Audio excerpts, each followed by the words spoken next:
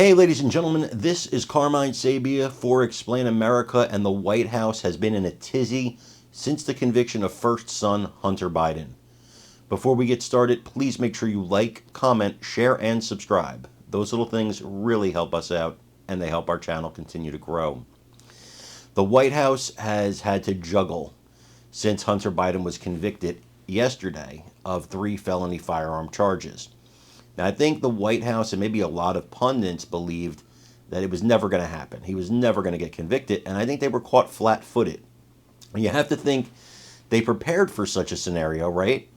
But you got your Justice Department prosecuting your son, but the evidence was just so overwhelming. I'll go back to the fact that I don't think this should have even been a case. I think it infringes on his Second Amendment rights, and I think cheering for it, you have to understand, Joe Biden is arguing in favor of the law that got his son convicted. His son, Hunter Biden, is using the NRA talking points to argue against the law, and that's how it's going to play out on appeal. So this is really, kind of wacky.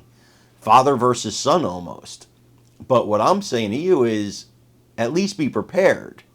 That's what when I say to you, I mean the White House. At least be prepared for the possibility your son might be convicted. They weren't prepared, and this is what happened. Let's take a look at the videotape.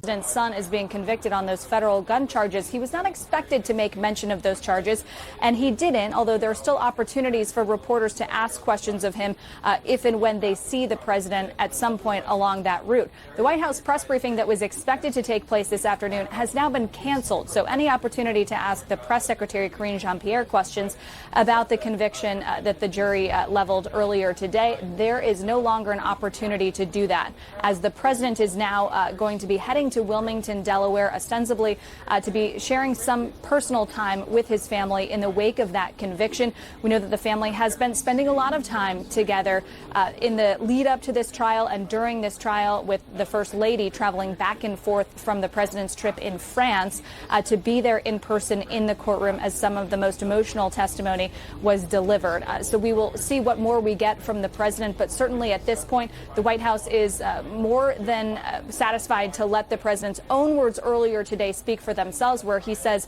that he's proud of his son and where he stands in his recovery, and that the judicial system can do its own work.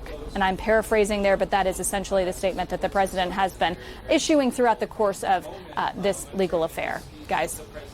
Kayla Tausche live for us at the White House. Kayla, we'll let you get to that press briefing that